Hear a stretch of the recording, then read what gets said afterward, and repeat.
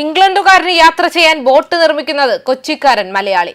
സ്വന്തം രാജ്യത്തെ നിർമ്മാണത്തിൽ വിശ്വാസമില്ലാത്തത് കൊണ്ടാണോ ഇന്ത്യയിലേക്ക്, അതും കൊച്ചു കേരളത്തിലേക്ക് ബോട്ട് നിർമ്മിക്കാൻ വന്നതെന്ന് ഒരു വിഭാഗം ചോദിക്കുമ്പോൾ, ഇംഗ്ലണ്ടുകാരൻ ബോട്ട് നിർമ്മിക്കാൻ സ്വന്തം നാട് വിട്ടു വന്നതിൽ യാതൊരു അതിശയോക്തിയുമില്ല. നിക്ക് എന്ന ഓമന പേരിൽ അറിയുന്ന ഇംഗ്ലണ്ടുകാരൻ ജോൺ നിക്കോളാസ് ഫ്രാൻസന് ഒരു ബോട്ട് വേണം. താൻ സ്വപ്നം കണ്ട ഡിസൈൻ ബോട്ട് നിർമ്മിക്കുന്നതിനുള്ള വഴി തേടുമ്പോഴാണ് നിക്ക് കൊച്ചിയിലെ കുറിച്ച് അറിയുന്നത്. നിക്കിന് ലണ്ടനിൽ സ്വന്തം ബോട്ട് യാർഡുണ്ട്. എന്നാൽ സ്വപ്നത്തിലെ ബോട്ട് ലണ്ടനിൽ നിർമ്മിക്കാൻ ചിലവേറും. കുറഞ്ഞ ചിലവിൽ ബോട്ട് നിർമ്മിക്കുന്ന കേന്ദ്രങ്ങളെക്കുറിച്ചുള്ള അന്വേഷണം അവസാനിച്ചത് കൊച്ചിയിലാണ്. നൂറ്റാണ്ടുകൾക്ക് മുൻപേ ബോട്ട് നിർമ്മാണത്തിന് പേരുകേട്ട ഇടമാണ് കൊച്ചി എന്ന് മനസ്സിലാക്കിയ നിക്ക് ഭാര്യ ആനിക്കൊപ്പം കൊച്ചിയിലേക്ക് പറക്കുകയായിരുന്നു. ഇവിടെ പലയിടത്തും ബോട്ട് പണിക്കാരെ അന്വേഷിച്ചു, പലരെയും ഇന്റർവ്യൂ ചെയ്തു. ഒടുവിൽ ഇടക്കൊച്ചിയിലെ ദരിയ മറൈൻ എഞ്ചിനീയറിംഗ് എന്ന സ്ഥാപനത്തിന്റെ ഉടമസ്ഥരായ ജിബിൻ തോമസ് എന്നിവരുമായി സംസാരിച്ചു. അദ്ദേഹത്തിന്റെ ആശയത്തിനനുസരിച്ച് അവർ ബോട്ടിന്റെ ഡിസൈന് രൂപം നൽകി. പിന്നെ ആ ബോട്ട് അതേപോലെ പണിതെടുക്കാനുള്ള ശ്രമമായി. നിക്ക് അവരുടെ കൂട്ടുകാരനായി ഒടുവിൽ ബോട്ട് നീറ്റിലിറക്കി. തന്റെ മനസ്സിലുണ്ടായിരുന്ന ബോട്ടാണ് ഇവർ ഒരുക്കി തന്നതെന്ന് നിക്ക് പറയുന്നു. പണിക്കാരെ കുറിച്ച് പറയുമ്പോൾ നിക്കിന് മനസ്സ് നിറയുന്നു. ഭാര്യയ്ക്കൊപ്പം ബോട്ടിൽ ഇംഗ്ലീഷ് ചാനൽ കടന്ന് വിവിധ രാജ്യങ്ങളിലേക്ക് പോവുകയാണ് ലക്ഷ്യം. കഴിഞ്ഞ ദിവസം ബോട്ട് കപ്പലിൽ കയറ്റി ഇംഗ്ലണ്ടിലേക്ക് അയച്ചു. കൊച്ചിയിലെ Pacific ocean logistics international limited എന്ന സ്ഥാപനമാണ് ബോട്ട് കപ്പലിൽ അയക്കാനുള്ള ചുമതല ഏറ്റെടുത്തത്.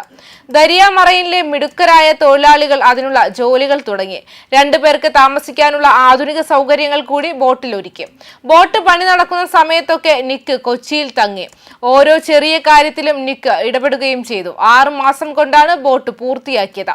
ഇതിനിടെ ഭാര്യ നാട്ടിലേക്ക് മടങ്ങി. കൊച്ചിയിൽ തങ്ങിയ നിക്ക് മലയാളം കുറേശ്ശെ സംസാരിക്കാൻ പഠിച്ചു.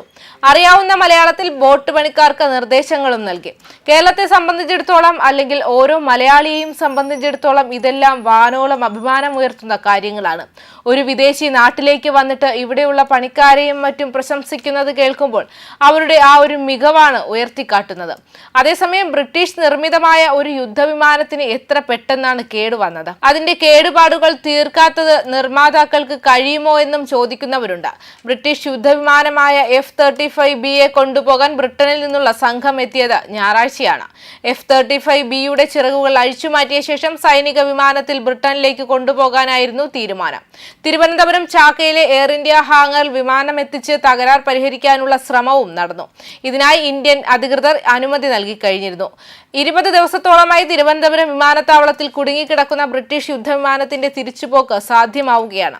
അതീവ സുരക്ഷാ സാങ്കേതിക വിദ്യയുള്ള യുദ്ധവിമാനം കൊണ്ടുപോകാൻ അറ്റ്ലസ് ZM-417 എന്ന പ്രത്യേക വിമാനത്തിലാണ് ബ്രിട്ടീഷ് വിദഗ്ധ സംഘം എത്തിയത്. ബ്രിട്ടീഷ് സംഘം ഒരാഴ്ചയോളം കേരളത്തിൽ തുടരുമെന്നാണ് സൂചനകൾ. അറബിക്കടലിൽ നങ്കൂരമിട്ടിരുന്ന HMS പ്രിൻസ് ഓഫ് വെയിൽസ് എന്ന വിമാനവാഹിനി കപ്പലിൽ നിന്ന് പറന്നുയർന്ന വിമാനം ജൂൺ 14-നാണ് തിരുവനന്തപുരം വിമാനത്താവളത്തിൽ ഇറക്കിയത്. കേരളത്തോട് പ്രണയത്തിലായ F-35 യുദ്ധവിമാനം പൊളിച്ചുമാറ്റി കൊണ്ടുപോവുകയാണെങ്കിൽ ഇത്തരമൊരു ഓപ്ഷൻ ഇതാദ്യമായിരിക്കില്ല. F-35 മുൻപ് ചിറകുകൾ നീക്കം ചെയ്യുകയും വിമാനമാർഗം കയറ്റുമതി ചെയ്യുകയും ചെയ്തിട്ടുണ്ട്. 2019 മെയ് മാസത്തിൽ US വ്യോമസേന എഗ്ലിൻ വ്യോമസേനാ താവളത്തിൽ നിന്ന് ഒരു F-35Aയുടെ ചിറകുകൾ നീക്കം ചെയ്ത C-17 ഗ്ലോബ് മാസ്റ്റർ 3 വഴി യൂട്ടായിലെ ഹിൽ എയർഫോഴ്സ് ബേസിലേക്ക് കൊണ്ടുപോയപ്പോഴാണ് ആദ്യമായി ഇങ്ങനെയൊരു കേസ് രേഖപ്പെടുത്തിയത്. യുദ്ധത്തിൽ കേടുപാടുകൾ തീർക്കുന്ന പരിശീലന വിമാനമായി വിമാനം പുനർനിർമ്മിക്കുന്നതിനാണ് ഇത് ചെയ്തത്. വ്യോമഗതാഗതത്തിനായി ഒരു F-35 ഈ രീതിയിൽ വേർപെടുത്തിയത് ഇതാദ്യമായാണ്. ന്യൂസ് ഡെസ്ക് കർമ്മ ന്യൂസ്.